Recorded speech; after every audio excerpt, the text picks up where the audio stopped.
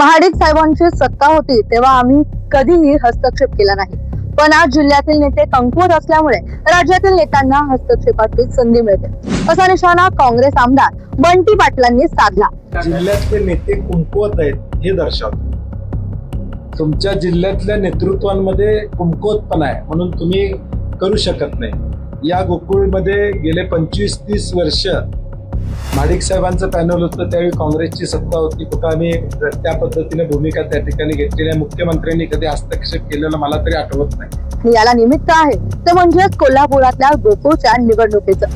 गोकुळ दूध संघाच्या निवडणुकीपासून ते महायुतीतील अंतर्गत वाद, मुख्यमंत्री देवेंद्र फडणवीसांची भूमिका, मंत्री हसन मुश्रीफ, चंद्रकांत पाटील यांच्याबाबतचे दावे आणि विधान परिषदेत निवडणुकीतील महाविकास आघाडीची रणनीती, अशा अनेक मुद्द्यांवर सतीश पाटलांनी आज खूप मोठे वक्तव्य केलेले आहे.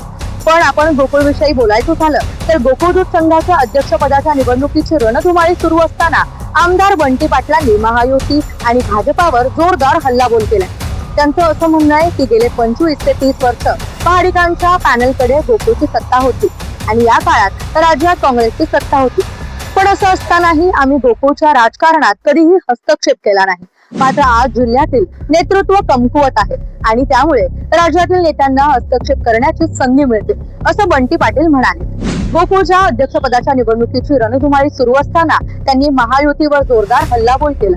इतकंच नाही तर महायुतीतील सगळे नेते एकत्र आले तरी गोकुळचे दूध उत्पादक शेतकरी आमच्याच बाजूने आहेत, असा विश्वासही त्यांनी व्यक्त केला. तर दुसरीकडे गेल्या काही महिन्यांपासून गोकुळची बदनामी का केली जाते असा सवालही उपस्थित केलाय.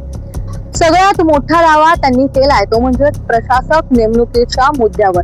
बंटी पाटील म्हणाले, मंत्री हसन मुश्रीफ यांनी तब्बल 22 वेळा मुख्यमंत्र्यांकडे प्रशासक नेमू नका अशी विनंती केली.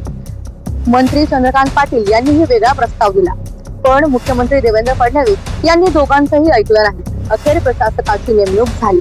आता या दाव्यांमध्ये किती तथ्य आहे हे येणाऱ्या काळात स्पष्ट होईल. मात्र गोकुळची निवडणूक ही केवळ संघाची निवडणूक न राहता कोल्हापूरच्या राजकारणातील प्रतिष्ठेची लढाई बनल्याचं चित्र दिसतंय.